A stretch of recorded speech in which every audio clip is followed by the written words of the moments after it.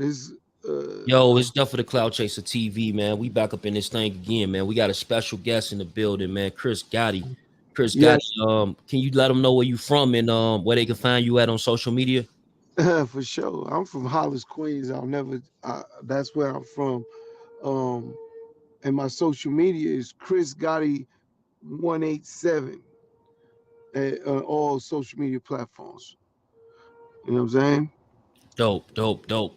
Let's take it back for just a second, bro. Like, growing up in Queens, like, what was it coming up in your era? Was it about hip hop or? I'm old head. I'm 55. Uh-huh. I'm no young buck. You know what I mean? So we talking about the early '80s. Is my, I graduated high school, I believe, '84. So think about that time frame. I always go back and tell people. I said, in the hood, it was really like the movie Juice. You know what I'm saying? In Hollis, niggas didn't have no guns. And it was really about fighting. And I mean, I literally fought damn near all my adolescent years. All I did was fight. You know what I'm saying? Coming from Hollis, Queens, I Mhm. fought dudes from South Side. So it was just a little different. I'm sorry, I'm in a little tunnel right now. You heard me? Oh, no doubt, no doubt.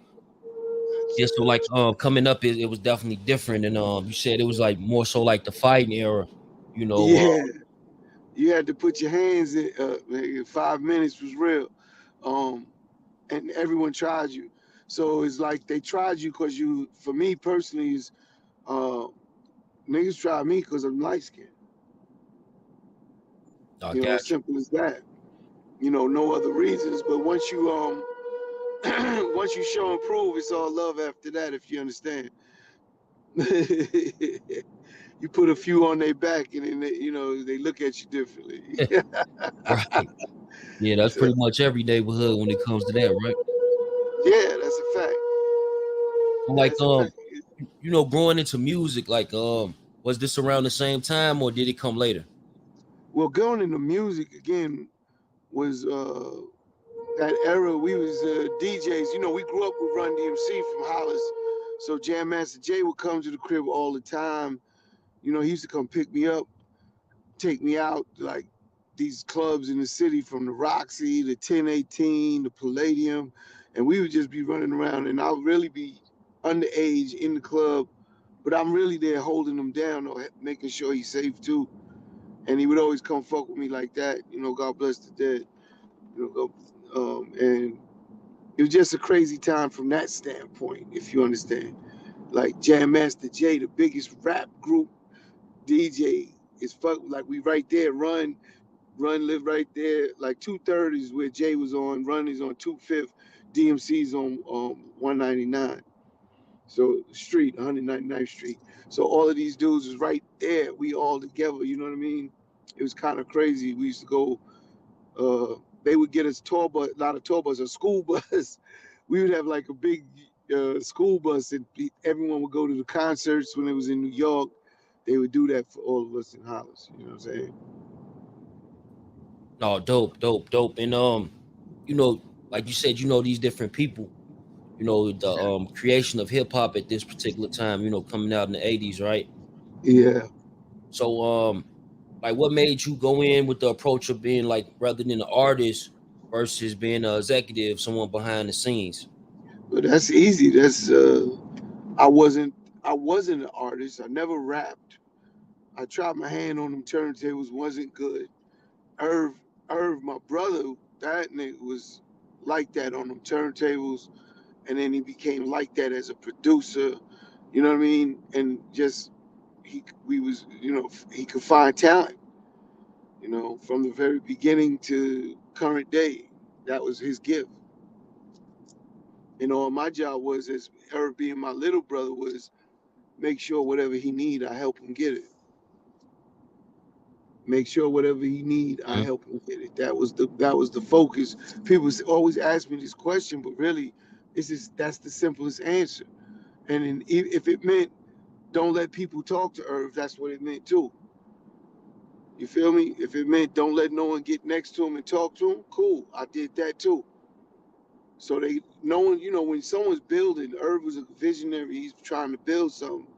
The goal is to make sure he gets whatever he needs to build. And then if people constantly are pulling at him with their vision or what they want to do, he'll never get to create what he want to do, and that'll disrupt the whole movement.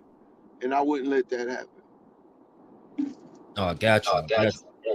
Yeah. And coming with a label called Murder Inc.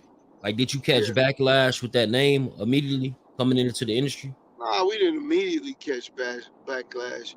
We got backlash when them feds came in. So I don't know if you're watching the documentary. The documentary's been going up. It's on BT, 9 o'clock every Tuesday, 5-part series. If you don't get it, go to BT.com. They'll have it online. You can watch them.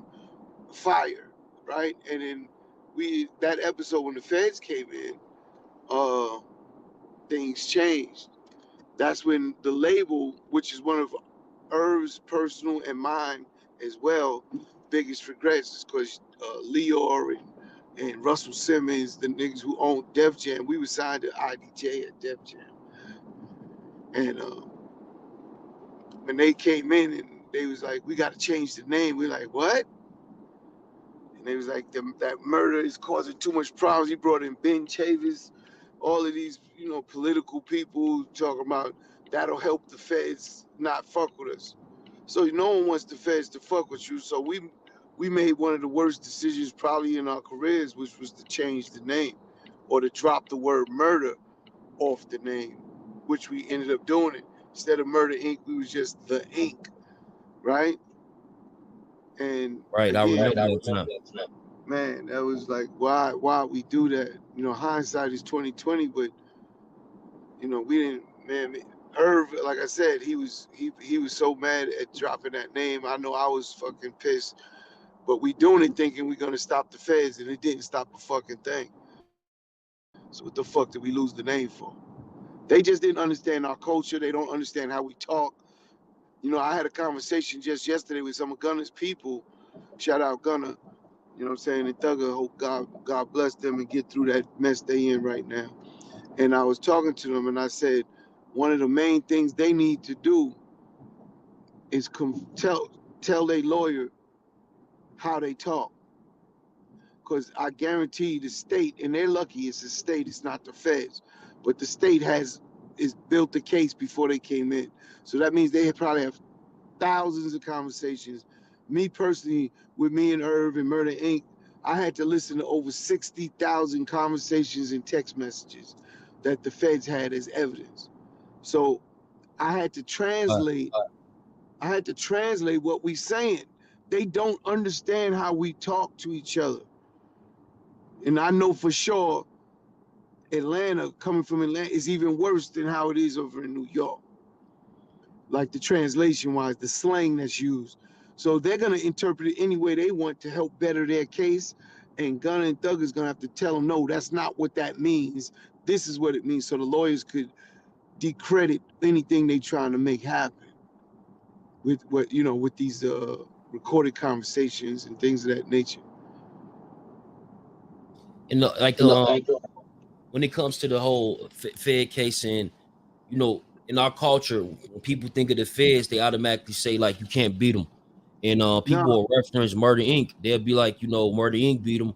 Like, what was well, y'all mind state going into that case? Like, did you automatically think like, what, we got to fight this, or imagine you getting charged for something you didn't do. That's number one, right? So the mindset is like, I ain't do shit except make these fucking hit records. And you can't change where you was raised, right? The environment you're from. See, the feds look at it like, if you come from these hoods, leave everybody back if you get out of the hood. Don't fuck with nobody. And I fucked with everybody because I'm trying to show them how they could get it the right way instead of the wrong way. I would take 30, 40 niggas out, party, go crazy, spend 50, 60,000, 70,000 in the club just so they could see this is legitimate money. You on the block, nigga, you doing your 1-2 step, nigga. This is my 1-2 step. and I ain't gotta look over my shoulder. You know what I'm saying? And that's what I was trying to show niggas. And the feds looked at it like, you trying to build an army. I said, no, I'm trying to do something that y'all want, which is empower them and teach them that, yeah, there's another side of life. I said, y'all should be giving me the fucking ward instead of looking at me like I'm doing something wrong. Because they kept saying, you trying to build an army. Because I had a lot of ex-cons that, came home and they working with me. I said, but everyone that, I don't hand out money.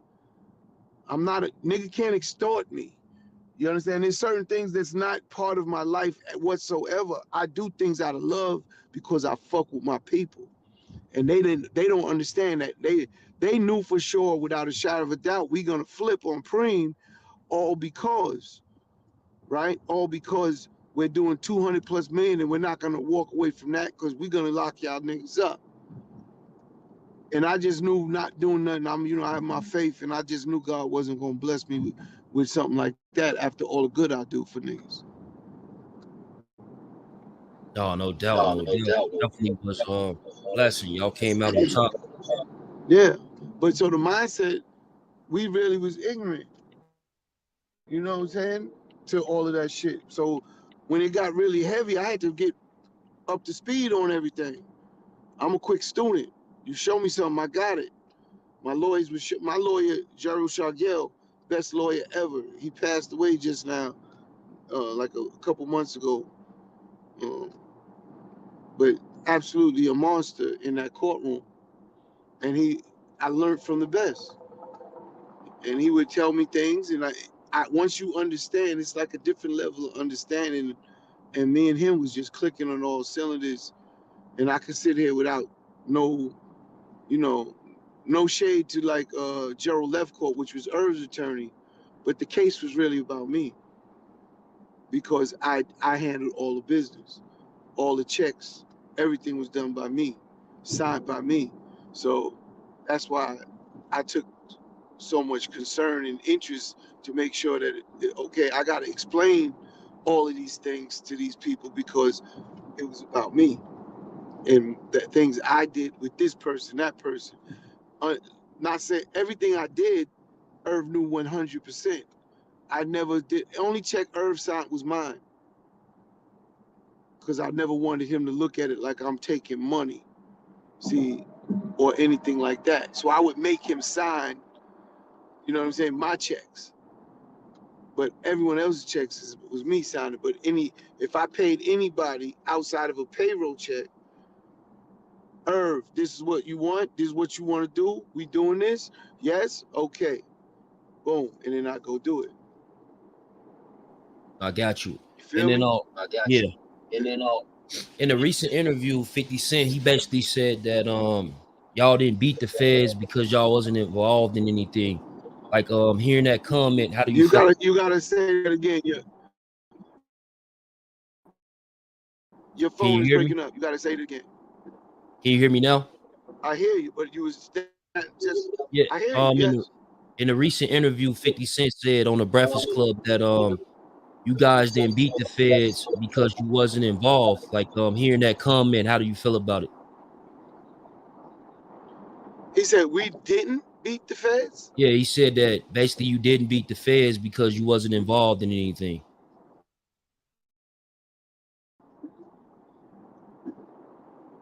Well, I can't talk to a federal agent. He trying to get someone to incriminate themselves or say something. And again, I don't buy into all of the gossip, nigga. So niggas could talk whatever he said, cool, that's his opinion. Or, he's trying to cooperate. Like, I got statements and paperwork with Curtis Jackson, but no one want to believe it because they think Curtis Jackson is some rough, tough nigga. I never seen that side of that nigga. You know what I'm saying? I don't know him, but when I did come across him, I did put my hands on him. We did have confrontation, and I didn't get the short end of the stick, if you understand. I seen that man run from fucking Ja Rule. I seen it, but no one want to believe it because it's like it's 50 Cent. He this tough nigga. But I tell everyone, you don't gotta ask me. You could just look at history to know exactly what a person is. I don't need to do it, and I don't want to do it. I wish that man all the best. You heard me? No, All no of that doubt. shit is 20 plus years older. I don't have a beef with a nigga I don't know. I don't do that. That's that sucker shit. I'm not that nigga.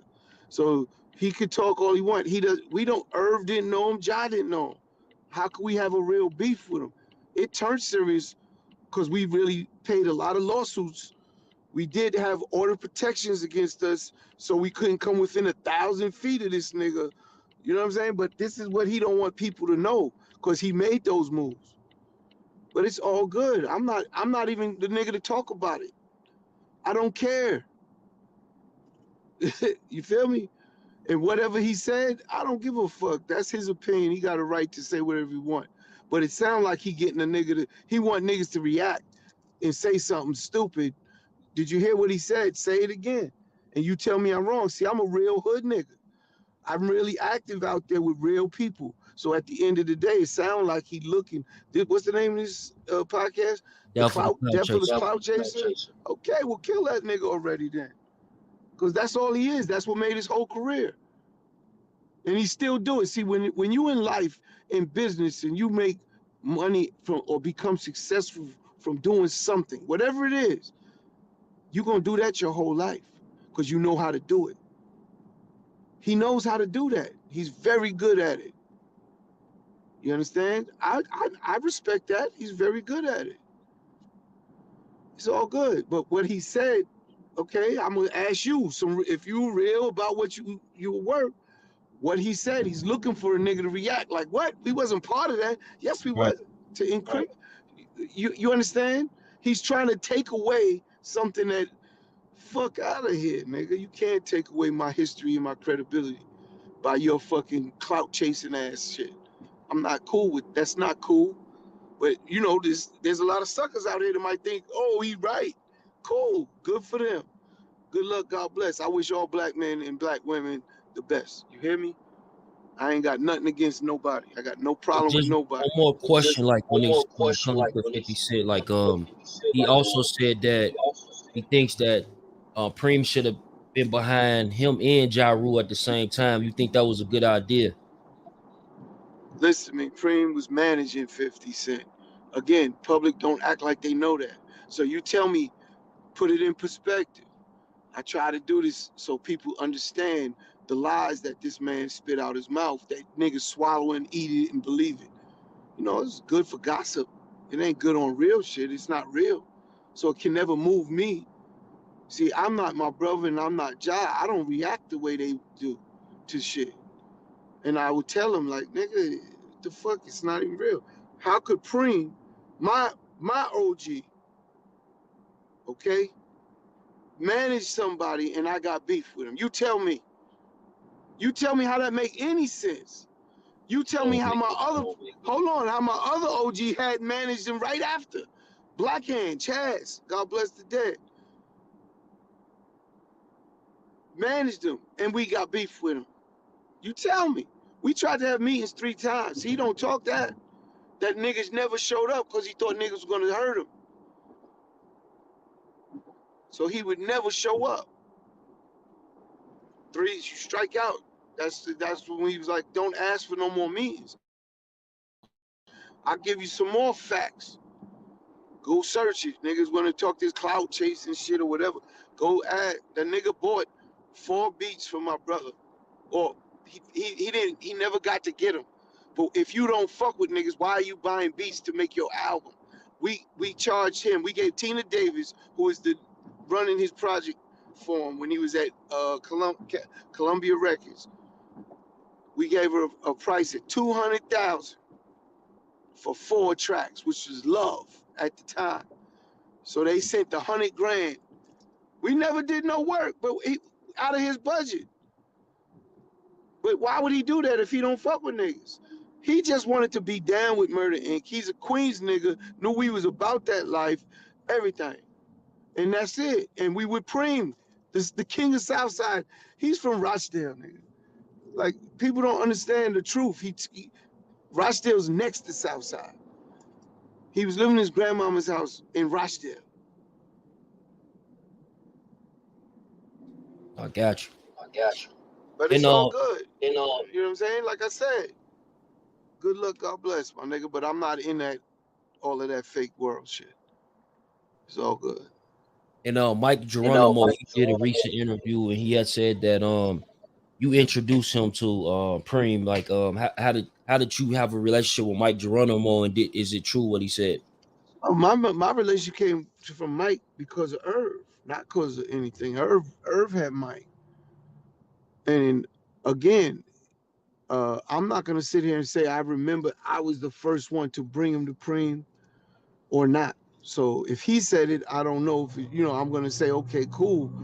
But Irv, Irv had Mike G, not me. Irv is my brother, so if he had him, I have him indirectly. If you understand, I'm the. If you were to ask Mike, when Mike would come around, he knows I was the nigga that was taking care of the block. Everybody over there was under me. That when he came and fucked with Irv and all the niggas in our hood, because Mike was from like Queens somewhere, like in Flushing. You know what I'm saying? So when he would come over to Hollis with me, he would see. But Irv is my little brother. Irv inherited all my niggas. You feel me? In the that's Irv was my. I make jokes or I say it all the time. In the beginning, it was that's they would say that's Chris brother. Now they say that's Irv brother. You understand what I mean? And for me, I love it because that's like I got my brother up. You know what I'm saying? I got him where he's bigger than me. That's what life is. You're supposed to empower people. It ain't supposed to be people under you. It's supposed to be people above you. That's what I do. I try to empower niggas to be above me, be better than me, be bigger than me. And Irv did it in the stature sense. You know what I'm saying? Like success wise and everything. And everyone now, like I said, I walk around and they be like, yo, that's Irv, brother. I love it. No, I got you 100%. That's dope, especially being able to do business with a family member, especially like your brother. That's dope. Yeah. You know, they always said, I'll give you a story. When we went to see Michael Jackson, we went to see Mike in the Netherlands, and he wanted beats for Irv. We probably got records with Mike, but we just never got them because they was unreleased. Because Irv left him a bunch of tracks that he was loving, and but Mike was he didn't realize when we fucked in. I don't know how, but he didn't realize we was family. Then while we're talking with him and we're going through us, he said, "You guys are brothers?" And he was like, "Irv was like, yeah." Irv was like, "Yeah." Mike was. The nigga started crying, and he said, "Don't ever let this business get between you." You know what I'm saying? And Mike Irvs looked at him. Me and Irv looked at each other, and Irv's like, "Mike, get the fuck out of here, yo." He's telling Mike, "Shut the fuck up." He said, "Yo, you like that'll never happen." You know what I'm saying? But Mike knows dealing with family is very difficult. You know what I mean? That's why he got so emotional when he realized we was brothers, and he was like, "Don't let this business fucking get between us." Oh, that's So good advice, guys, man. yeah, And like Nas, like Nas being from Queens. Did you have a yeah, relationship with Nas, and how did you meet Nas? yeah.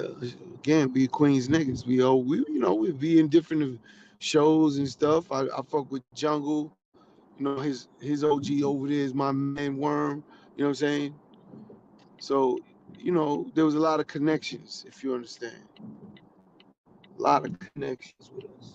So it was just crazy. A lot of Queens shit, man. That's all. You know, he's from Queensbridge. A lot of hood shit over there. You know what I mean? Yeah, and he was So recently it was. behind the Supreme Team documentary. Did you have a Yeah. chance to watch it? Do you think he did a good job? Uh, yeah. Listen, to me. So he got in because he's talked to Prince, Preem's nephew. Irv has the exclusive rights to Supreme. Um, for anything Supreme. So we had to. Preem called and said because it's for Prince, let it go down, and that's why Irv and him got together and they made it go down. But yeah, it was good. It was good. I didn't like some of the things that I heard from, let's say, Irv. But other than that, the doc was good. You know what I mean? Doc was Got you, definitely got you. good. Speaking of Irv, he had a back and forth on the Drink Champs, like where he had made some comments in regards to Ashanti. Like, how you feel about that situation? I know you had spoke on it. If you can give us a few words behind it. Yeah, I don't have a problem. Me personally, I don't speak on people's relationships. See, that was a real relationship, but maybe the public don't get, understand. There's so many things that the public didn't understand or they don't get. But the reality is the reality. I would ask you, you have an ex? Where is she at? Let me go talk to her. Let's see if she got some money. Let's see if she got some connections.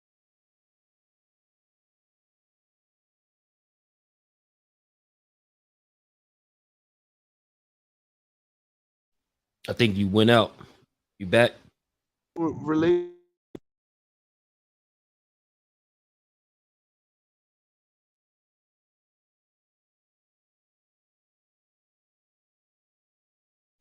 Can you hear me? Your connection. I think your connection went out on my end.